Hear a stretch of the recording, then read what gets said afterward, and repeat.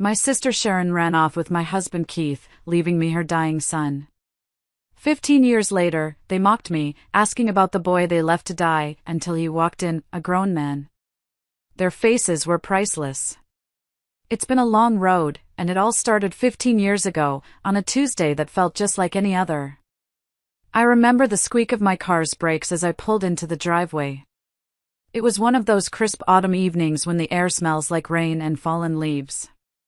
I was tired. You know, the kind of tired that settles deep in your bones after a long day at the office, a weariness that all the coffee in the world can't fix. My biggest ambition for the rest of the night was to kick off my shoes, heat up some leftovers, and maybe watch some mindless television. My sister, Sharon, was supposed to be picking up her son, my nephew Kyle. She'd been leaving him with me more and more often, and while I adored Kyle, I'll admit I was looking forward to a quiet house. My husband, Keith, should have been home from work already. I pictured him in the den, probably with his feet up, watching the sports channel. But when I turned the key in the lock, the first thing that hit me was the silence. It wasn't a peaceful quiet. It was a heavy, hollow silence that felt all wrong. The air was still and cold. No TV blaring from the den. No scent of dinner cooking. Nothing. Keith? I called out, dropping my purse on the entryway table. Sharon? I'm home. Only the echo of my own voice answered me. A little knot of unease tightened in my stomach. I walked through the living room, my sensible work heels sinking into the carpet. Everything was tidy. Too tidy. A magazine on the coffee table was perfectly squared, the remote controls lined up in a neat little row. Keith was many things, but he wasn't neat. That's when I saw him. Little Kyle. He was only 5 years old, all big, scared eyes and a mop of sandy blonde hair. He was curled up in the big armchair by the window, the one we called Grandpa's chair. He was clutching a throw pillow to his chest so tightly his little knuckles were white. He wasn't crying. He was just watching me. Waiting. My heart did a painful little flip. I rushed over and knelt in front of him. Kyle, sweetie? Where is everybody? Where's your mommy? He just stared at me, his lower lip trembling. He looked so small and lost in that huge chair. I smoothed his hair back from his forehead. It was damp, like he'd been sweating. Is Uncle Keith here? I asked, my voice softer this time. He shook his head, a tiny, jerky movement. Then, without a word, he uncurled one of his little hands from the pillow. He was holding a piece of paper, folded into a tight, crumpled square. He held it out to me. I took it from him. The paper was warm from his hand. For a second, I just looked at it, that knot of unease in my stomach now a cold, hard stone of dread. I knew, with the kind of certainty that defies all logic, that whatever was written on that piece of paper was going to change everything. And God, I was right. My fingers trembled as I unfolded the note. It was Sharon's handwriting, big, loopy letters that always looked so cheerful, so carefree. But the words on the page were anything but. Brenda. I'm so sorry to do this in a letter. I know it's cowardly. By the time you read this, Keith and I will be long gone. We're in love, Bren. We have been for a while. We're going to start a new life, somewhere we can be happy. I can't take Kyle with me right now. It's not the right environment for a child. I know you'll take care of him. You're better at it anyway. Please don't try to find us. Sharon. I read it once. Then twice. The words swam in front of my eyes, blurring together into a meaningless jumble. It felt like a joke. A sick, twisted prank. My sister and my husband? It wasn't possible. We were family. Keith and I had been married for 10 years. We'd had our ups and downs, like any couple, but I loved him. I thought he loved me. And Sharon, she was my baby sister. The one I was supposed to protect. My legs felt weak. I sank down onto the floor, the letter still clutched in my hand. A buzzing sound started in my ears.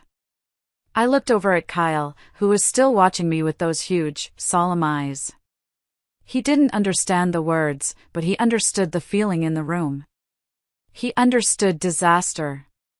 My mind raced, trying to find an explanation, any explanation, other than the one staring me in the face.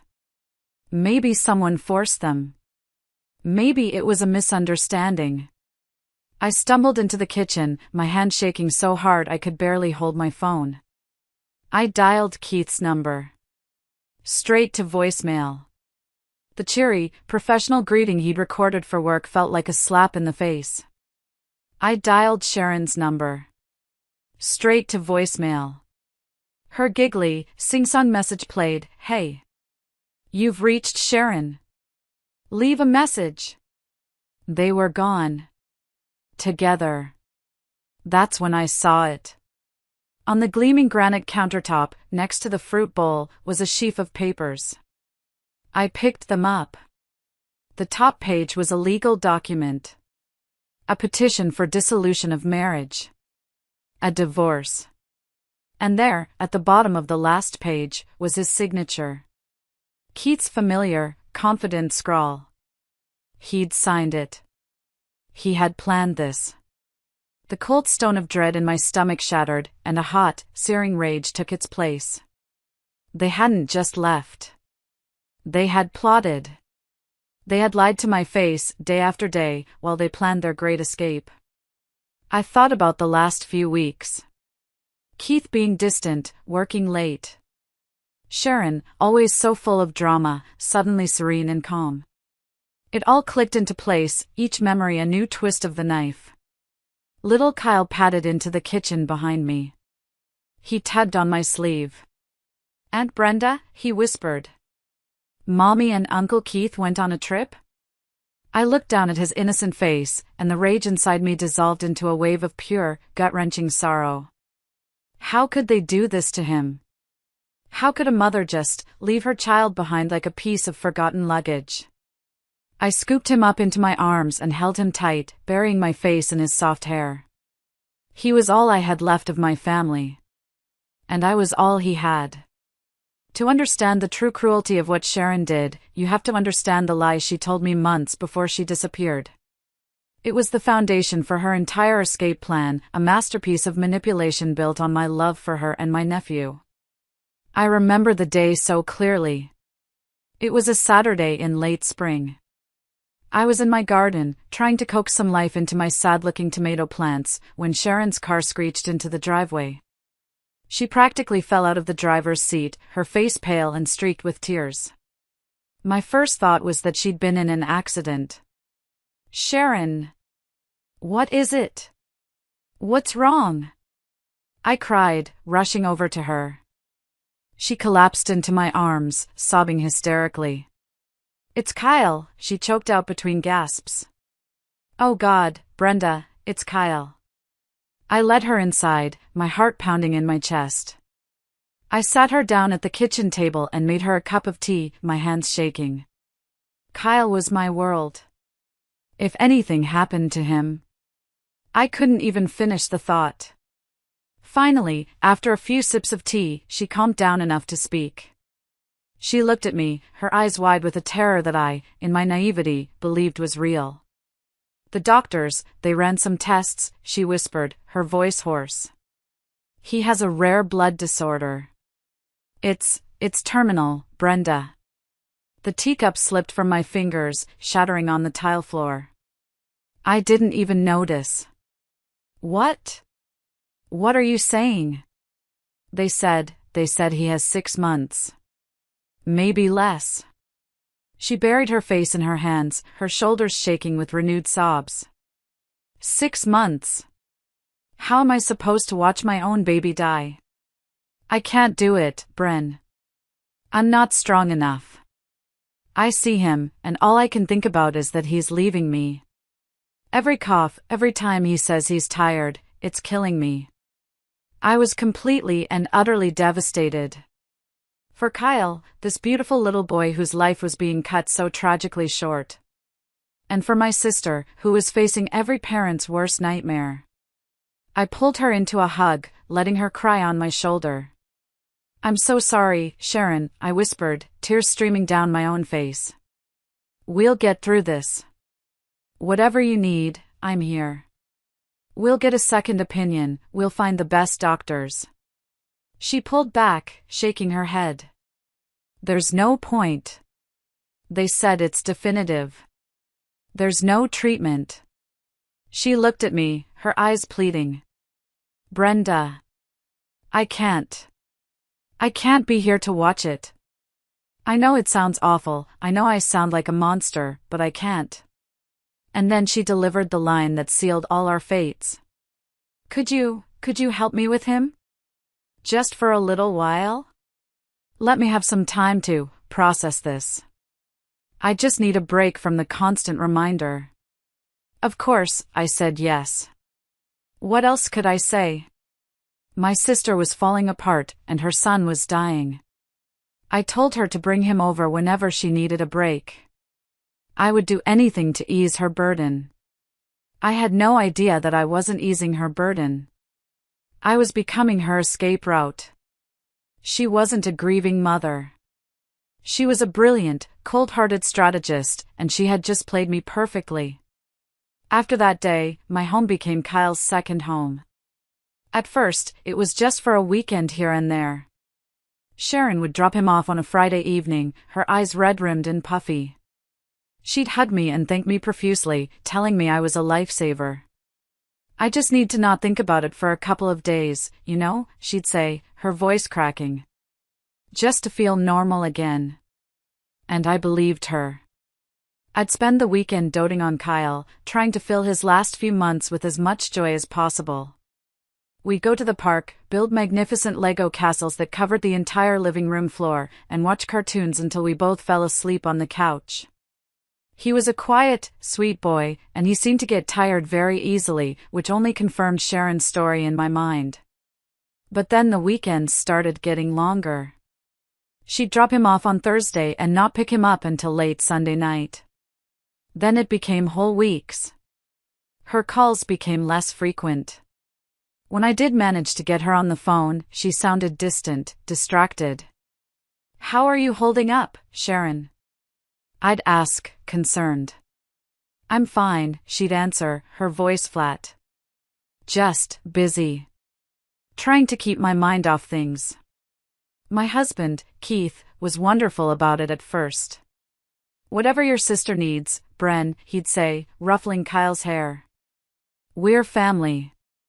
Looking back, his supportive act makes my stomach turn. He wasn't supporting me. He was facilitating his own affair. Every extra hour Kyle was with us was an extra hour he could be with Sharon. The unease started to creep in slowly. One evening, a friend of mine, Jessica, called for a chat. "Hey, you'll never guess who I saw downtown," she said. "Your sister, Sharon. She was at that new wine bar, the Grapevine. She was with a group of people, laughing her head off. She looked like she was having the time of her life." I felt a cold prickle of confusion. "Are you sure it was her?"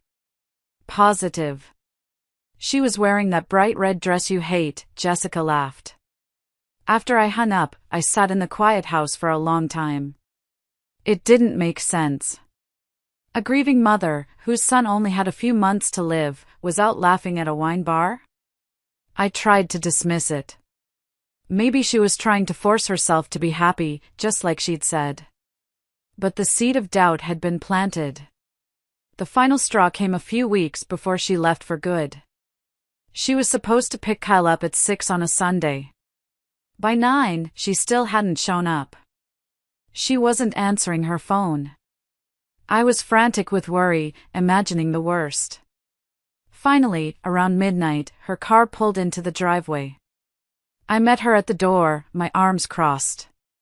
"Sharon, where have you been?" I was worried sick. She breezed past me, smelling faintly of perfume and wine. Oh, relax, Brenda. I lost track of time. She looked annoyed, as if I were the one being unreasonable. Lost track of time? Your son is here. She turned to face me, her eyes cold. And he's fine, isn't he? Look, I have my own life to live, Brenda. I can't put everything on hold. That was when I knew something was terribly wrong. It wasn't about grief anymore. This was something else. This was abandonment, happening in slow motion, right before my eyes. And then came the night of the letter. The night the slow fade became a final, deafening silence. After the initial shock wore off, a strange kind of calm settled over me. It was the calm of the shipwrecked survivor who finally realizes the ship is gone and the only thing left to do is swim. My marriage was over. My relationship with my sister was a lie. My old life had been burned to the ground. All I had left was the little boy sleeping in the guest room, his face peaceful in the soft glow of the night light. I tiptoed into his room and sat on the edge of the bed, just watching him breathe. His little chest rose and fell in a steady rhythm. He looked so fragile, so innocent. He had no idea that his world had been just as shattered as mine. His mother was gone. The man he knew as his fun uncle was also gone, and he had taken a piece of my life with him. Tears I didn't even know I was holding back began to stream down my face. They weren't tears of rage anymore. They were tears for him. For this small, helpless child who had been used as a pawn and then discarded. Sharon hadn't just betrayed me, she had abandoned her own son. And Keith. Keith had enabled it. He had watched her neglect her child and said nothing, all so he could have what he wanted. In that moment, staring at Kyle's sleeping face, I felt a fierce, protective love swell in my heart.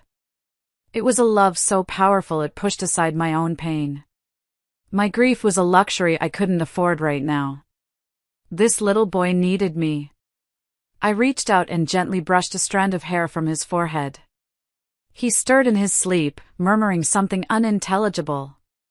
I leaned down and whispered into the quiet of the room. It was a vow. A promise to him and to myself. It's okay, sweetie, I whispered, my voice thick with tears. It's just you and me now. But I am never, ever going to leave you. I will always be here for you, Kyle. Always. I promise. He settled back into a deep sleep, and I stayed there for a long time, the weight of that promise settling onto my shoulders. It felt heavy, terrifying even. I was in my 40s, suddenly a single woman, and now, a single mother to a child the world believed was dying. I had no idea how I was going to do it. The financial strain alone was daunting, my salary was steady, but it was meant for two people, not one person and a child with major medical needs. There was no discussion of child support, no talk of shared custody. There was just silence. And a little boy sleeping in my guest room. But as I sat there in the dark, I knew one thing for sure. I would not fail him. I would pour every ounce of love and strength I had into giving him the best life possible, for whatever time he had left. My old life was over. My new one had just begun. The first few months were a blur of learning a new routine. Our quiet, orderly house was suddenly filled with the happy chaos of a 5-year-old. There were Lego bricks underfoot, cartoon theme songs stuck in my head, and a constant, low-level hum of anxiety about Kyle's health. I followed Sharon's instructions to the letter. She had left a note with a list of foods he would eat, a very short, very strange list. Things like strawberry jelly, bananas, and plain white bread with the crusts cut off. It's all he eats, she had snapped at me once, months before she left. Don't even try to give him anything else. He'll just throw it up. So I didn't. I made him little plates of bananas and jelly sandwiches. He ate them, but without any real enthusiasm. And he was always so tired. He'd have a burst of energy for 20 minutes, and then he'd just wilt, needing to lie down on the couch. His skin was pale, almost translucent, and he had dark circles under his eyes. Everything about him seemed to confirm the terrible diagnosis. But my gut told me something was wrong. It was more than just a feeling, it was a deep, primal instinct. A mother's instinct, I suppose, even though I wasn't his mother by birth. I'd watch him listlessly pushing a toy car across the floor, and I'd think, this isn't right. Children, even sick children, should have more spark. I started doing my own research. I spent hours online, late at night after Kyle was asleep, looking up rare blood disorders. Nothing I found matched his symptoms perfectly. There were always inconsistencies. The tipping point came one afternoon when I took him to the playground. He was so excited to go on the swings. I pushed him gently, and he giggled, his little legs kicking. But after less than 5 minutes, he asked to stop. "I'm tired, Aunt Brenda," he said, his voice a weary little whisper. He leaned his head against my side as we sat on the park bench, and he was asleep in minutes. That was it. I couldn't just stand by and watch him fade away. Sharon had said there was no point in a second opinion, but Sharon was a liar and a coward. I didn't trust a single word she'd ever said. The next day, I made an appointment. I didn't go to our local family doctor. I wanted fresh eyes, a top specialist. I found a highly recommended pediatric hematologist, Dr. Evans, at the city hospital. It was expensive. I had to use money I had been saving for years, money from a small inheritance my grandmother had left me. But it didn't matter. This was more important than any savings account. I bundled Kyle up and drove us downtown. I remember sitting in the waiting room, my hands clammy, my heart thudding against my ribs. Kyle was sitting on my lap, quietly looking at a picture book. I was terrified of what the doctor would say. A part of me was afraid he would confirm my worst fears. But a bigger part of me was screaming that this was the right thing to do. I had to know the truth, no matter how painful it was. Dr. Evans was a kind-faced woman with sharp, intelligent eyes. She listened patiently as I explained the situation, stumbling over the words as I recounted the diagnosis Sharon had given me. I watched her face carefully, but it remained neutral, professional. Then, she began her examination of Kyle. She was gentle and thorough, making him giggle as she checked his reflexes. She took his blood pressure, listened to his heart, and felt the glands in his neck. After she was done, she sent us down the hall for blood tests. Kyle was brave, only wincing a little when the needle went in. We waited for what felt like an eternity. Finally, a nurse called us back into Dr. Evans' office. She had the results in her hand. My heart was in my throat. Dr. Evans looked at me, her expression serious. "Brenda," she said, her voice gentle but firm. "I've reviewed Kyle's blood work. We ran a comprehensive panel." I held my breath. "And?" She took a deep breath. "I'm not sure where your sister got her information, but Kyle does not have a terminal blood disorder. He doesn't have any kind of blood disorder at all." The relief that washed over me was so intense it almost made me faint. It was like a physical weight had been lifted from my chest. I started to cry, silent tears of joy streaming down my face. Kyle was going to live. He was going to be okay. But Dr. Evans wasn't finished. She leaned forward, her eyes full of a mixture of sympathy and anger. "However," she said, her voice dropping lower, "Kyle is a very sick little boy. His results are alarming. He's suffering from severe malnutrition. He's anemic and has significant vitamin and mineral deficiencies across the board." The room went cold again. "Malnutrition?" She looked at me pointedly. "This boy isn't dying, ma'am. He's starving."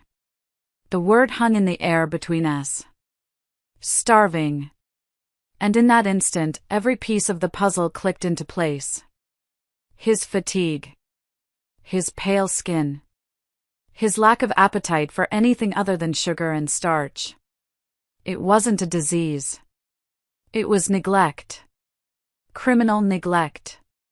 The relief I had felt just moments before was replaced by a white-hot, blinding rage. Sharon hadn't just lied to me to get rid of her son. She had been systematically starving him. Whether out of ignorance or pure malice, I didn't know.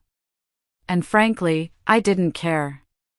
She had actively harmed him, endangering his life with her selfishness and deceit.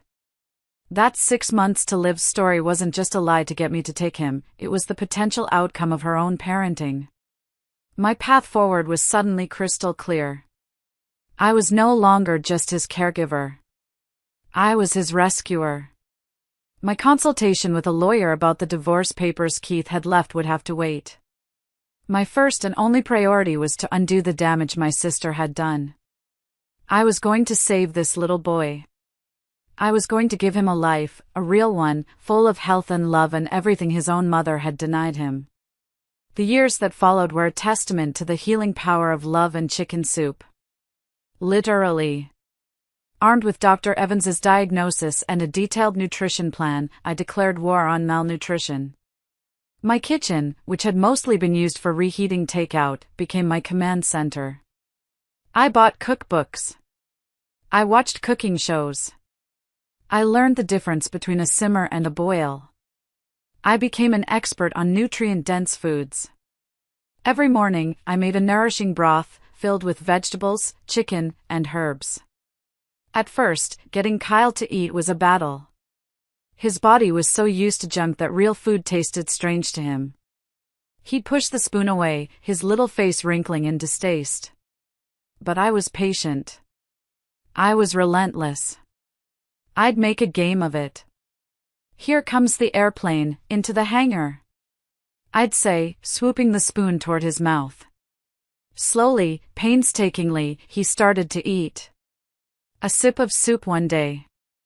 2 sips the next. I'll never forget the first time he finished a whole little bowl.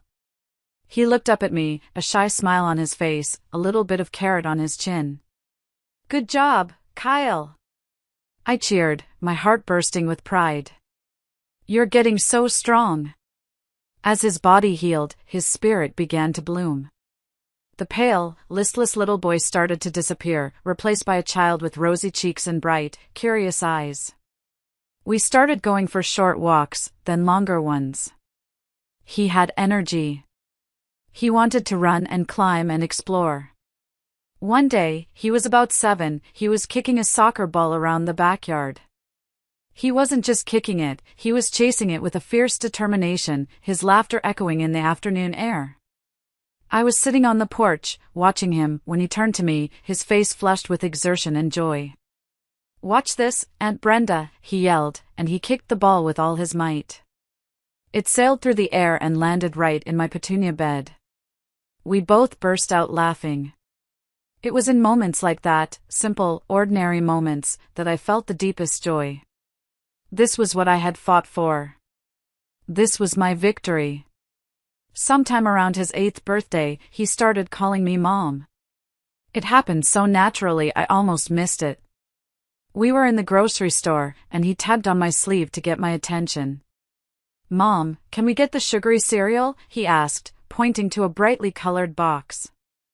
I stopped the cart and looked down at him. The word just hung there in the air between us. It felt right. I smiled, my eyes welling up. No, we cannot get the sugary cereal, I said, ruffling his hair. But you can pick out any kind of fruit you want. From that day on, I was Mom. The word aunt was retired forever. We were a family. A small, unconventional, cobbled-together family, but a family nonetheless. I never remarried. I never even felt the need to date. My life was full. Raising Kyle, watching him grow from a fragile child into a strong, kind, intelligent young man, gave me a sense of purpose I had never known before. He played sports in high school. He got good grades. He had friends. He had a life. A real, vibrant, wonderful life. And it was the greatest gift I had ever been given. 15 years.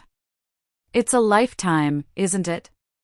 Long enough for wounds to scar over, for memories to soften at the edges. Long enough for a 5-year-old boy to become a 20-year-old man. Kyle was in his second year of college, studying pre-med, of all things. He was living at home to save money, and our little house was still filled with his presents, his giant sneakers by the door, his textbooks piled on the dining table, the sound of his music drifting from his room. I was content. Truly. The anger I once felt toward Sharon and Keith had faded into a dull, distant ache. I rarely thought of them. When I did, it was with a kind of detached curiosity. I wondered what had become of them, what their lives were like. But I never had any real desire to find out. And then, one Saturday afternoon, the past came crashing into my present. I was at the supermarket, in the dairy aisle, trying to decide between whole milk and 2%. It was a completely ordinary moment on a completely ordinary day. Brenda? Is that you? The voice was older, a little raspier, but I knew it instantly. A cold shock went through me, so intense I felt my fingers go numb. I froze, my hand hovering over the milk cartons. Slowly, I turned around. It was her. Sharon. She was heavier, with fine lines etched around her eyes and mouth, her once bright blonde hair now a brassy, faded color. But it was unmistakably her. She was smiling, a bright, cheerful smile, as if we'd just seen each other last week at a family barbecue. Sharon, I said.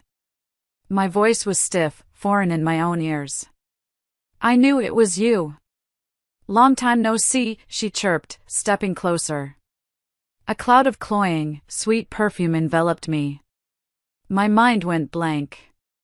All the things I had imagined saying to her if I ever saw her again, the angry accusations, the tearful questions, they all vanished. I was just paralyzed. Just then, a man walked up and put his arm around her shoulders. It was Keith.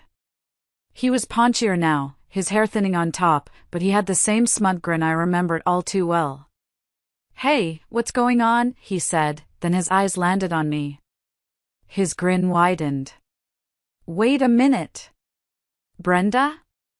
Well, I'll be damned. He looked me up and down, a flicker of something, pity? Contempt, in his eyes. Well, look at you, Brenda. Time hasn't been too kind, has it? I clenched my teeth so hard my jaw ached. The paralysis broke, and that old, familiar rage, the one that had been dormant for so long, came roaring back to life. How dare they? How dare they stand there, smiling and joking, after what they did? After they blew up my life and left a child for dead? They stood there acting as if nothing had happened, as if 15 years of silence and pain could be wiped away with a cheerful greeting in the dairy aisle. I found my voice. It came out low and dangerous. What do you think you're doing? Sharon actually laughed. It was a light, tinkling sound that made my skin crawl. Oh, come on, Brenda. Don't be like that. It's been 15 years. Aren't you happy to see us? Happy? I was speechless at her audacity. Seeing the look of pure disgust on my face, she just smirked. Don't be so mad, she said, waving a dismissive hand. Let bygones be bygones. Besides, she added, her eyes glinting with malice, aren't you glad you got to spend all that time with Kyle? It must have been nice for you, having a kid around. Gave you something to do, right? My blood ran cold. She was trying to frame her abandonment of her own child as a favor to me. Keith chuckled beside her, clearly enjoying my discomfort. Yeah, Bren. How is that little brat, anyway? What was his name? Brad? Matt? His name is Kyle, I snapped, my voice like ice. Right, Kyle, Sharon said, rolling her eyes. That little failed experiment. Is he, still around? She said it casually, as if asking about an old car that was probably in a junkyard by now. They thought he was dead. Of course they did. They had left him to die, and they had simply assumed their plan had worked. The cruelty of it took my breath away. Still single, Brenda? Keith chimed in, his grin widening. Guess you missed your chance to find someone else. Sharon and I, though, we're still madly in love. I didn't respond. I refused to give them the satisfaction of seeing me upset. I just stood there, my shopping basket clutched in my hand like a shield. My silence seemed to amuse them. Are you still bitter about being left? Mary said smugly. It's a shame, really. You can't even ask for alimony or child support anymore, can you? Statute of limitations and all that. She winked, as if sharing a clever legal tip. I felt a strange sense of power in my calmness. They wanted a reaction. They wanted tears, or shouting. They weren't going to get it. Well, Sharon continued, looking bored now that she wasn't getting a rise out of me. Kyle may have been a dud, but our daughter is perfectly healthy. She's a cheerleader, you know. Just turned 14. That word. Daughter. It caught my attention. It was the piece of information I didn't know I needed. The perfect, unexpected weapon. I turned my gaze to Keith. You have a daughter? I asked, my voice neutral. He puffed out his chest with pride. Yep. She's the cutest thing you've ever seen. Born a year after Sharon and I got together. But as he spoke, I watched Sharon's face. Her cheerful mask had slipped. She looked nervous. Uncomfortable. And I knew, with absolute certainty, that there was more to this story. I had them. I let the silence hang in the air for a moment, watching Sharon's composure crumble. So, you got pregnant right after you left, huh? I asked, my eyes locked on hers. Her expression hardened. Keith, oblivious, jumped in to defend her honor. Of course. She's mine. Like I said, born a year after we started our new life together. At his words, Sharon flinched. A tiny, almost imperceptible movement, but I saw it. Her nervous expression told me everything. Something wasn't adding up. I took a small step back, creating distance. Well, that's questionable, Keith, I said calmly. His smile faltered. What's that supposed to mean? It means, I said, letting each word land with deliberate weight, that while Sharon was leaving her sick son with me, she wasn't just sitting at home, grieving. She was meeting all kinds of people. Keith's face shifted from confusion to shock. He turned to Sharon. What is she talking about? I didn't let Sharon answer. I spoke directly to Keith. You want to know what I did after you two ran off? After I dealt with the initial shock of the divorce papers and the abandoned child? I hired a private investigator.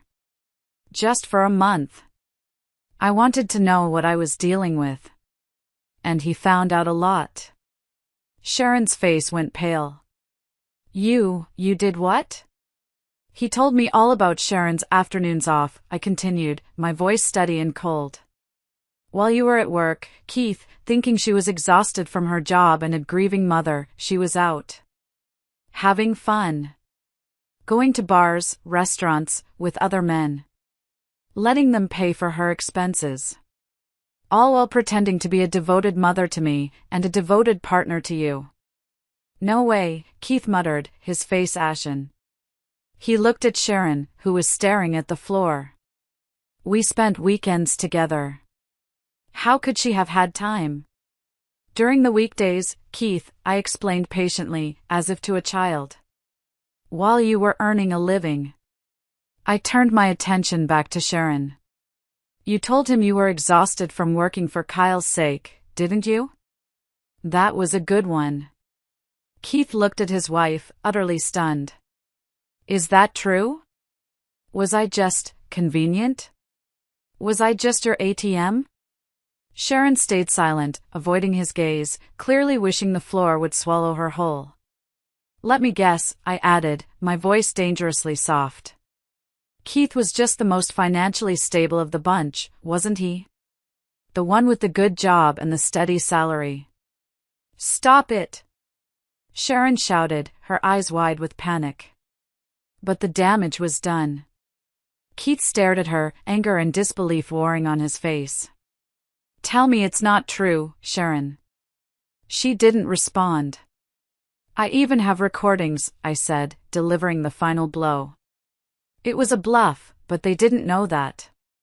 Conversations the investigator recorded. With your friends. Where you called Keith your ATM machine.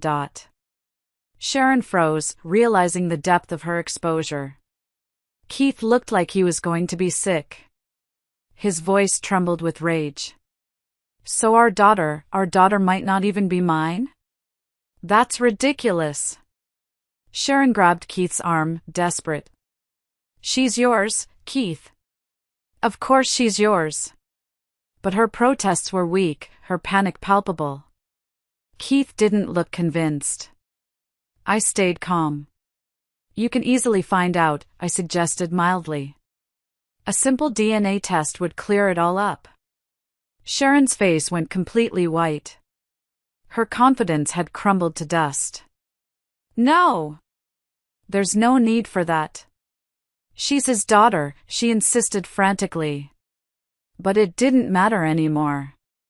Her denials were meaningless. Keith's trust in her was shattered. And my work here was done.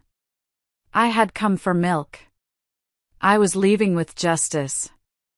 Whatever you two decide to do is your business, I said firmly, my voice cutting through Sharon's frantic protests. But remember this. I raised Kyle with love and care, and that is something you can never take away. I turned to leave, feeling a sense of closure I hadn't realized I was missing. But just as I took a step, I heard a calm, familiar voice behind me. Mom? Are you ready? I turned and smiled, my heart swelling with a fierce, protective pride. Oh, Kyle. I'm sorry to keep you waiting. He walked over to me, tall and confident in a well-fitting suit. He'd just come from a university function. He put a comforting hand on my shoulder. It's okay. Let's go. Sharon and Keith stared at him, their mouths hanging open. They were struggling to reconcile the competent, healthy young man standing before them with the frail, dying child from their memories.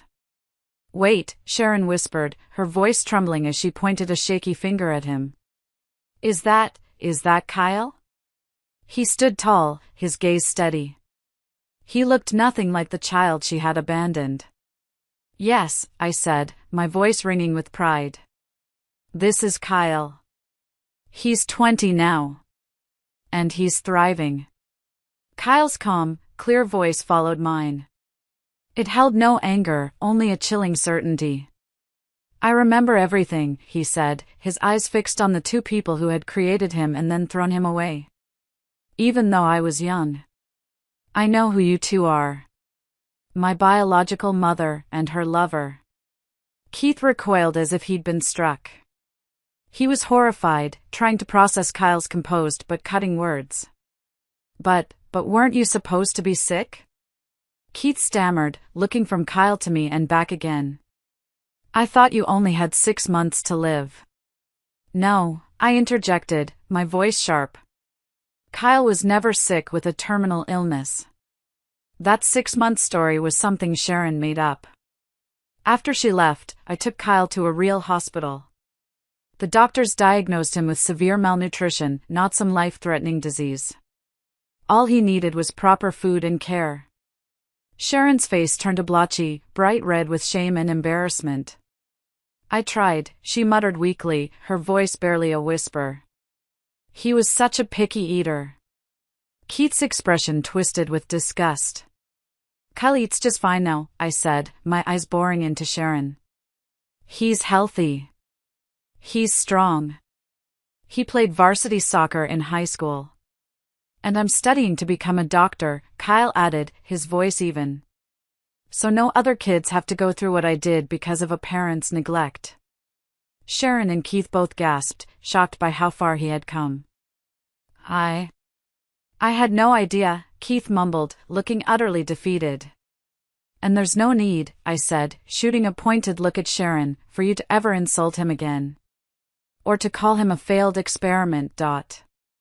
Sharon glanced away, unable to meet my eyes, the shame finally, after 15 long years, written all over her face. The air in the supermarket aisle was thick with shattered lies.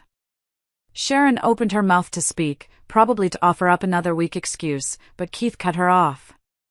His voice was flat, devoid of all emotion. I want a divorce.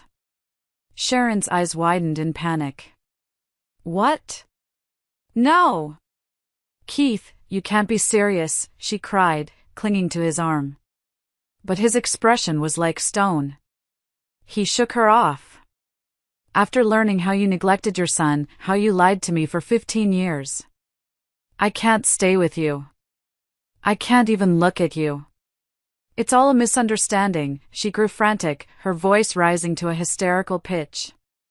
Brenda is twisting the truth. No, she's not, Keith said, shaking his head slowly. You treated me like an ATM, and now I see the truth. The whole, ugly truth. He looked at me, his face filled with a regret that came 15 years too late. Brenda. I can never make up for what I've done. But I am truly sorry. He bowed his head, a gesture of defeat and apology. I felt nothing. The anger and betrayal I had once harbored had long since faded, replaced by the love and joy of raising Kyle. I've moved on, Keith, I said firmly. Kyle and I have our own lives now. With that, I turned back to my son. Let's go, Mom, he said, giving my shoulder a gentle squeeze. As we started to walk away, Sharon's trembling voice called out. Kyle! Wait! We stopped, but we didn't turn around. I'm so sorry, she sobbed. I regret leaving you. I've thought about you all this time. Kyle slowly turned to face her. She took a hopeful step closer, her face streaked with tears. But he held up his hand, stopping her in her tracks. Don't, he said, his voice steady and unforgiving. I remember all the times you pushed me out of the house when strange men came over. I remember you telling me to be quiet and stay in my room. He looked her straight in the eye. And I remember the day you abandoned me.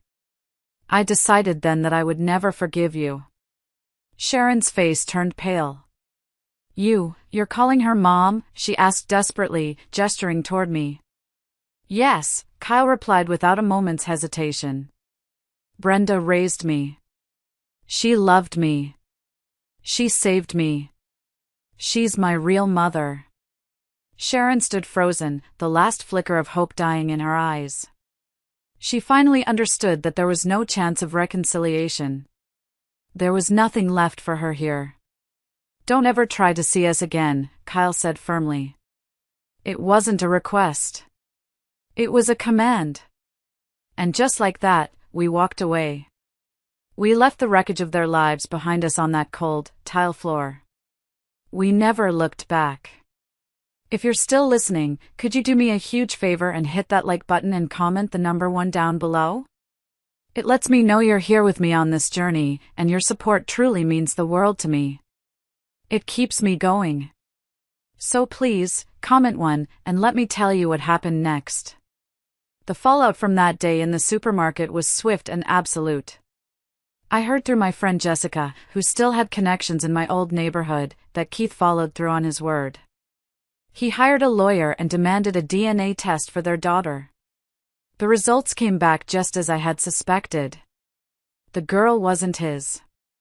The divorce was brutal. Keith sued Sharon for damages, for fraud, for 15 years of lies. With my story to back him up, she didn't stand a chance. He got the house, the savings, everything. He left her with nothing but the clothes on her back and the consequences of her own choices.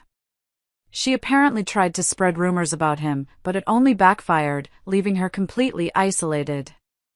I blocked her number and any new social media profiles she created. Our chapter was closed for good.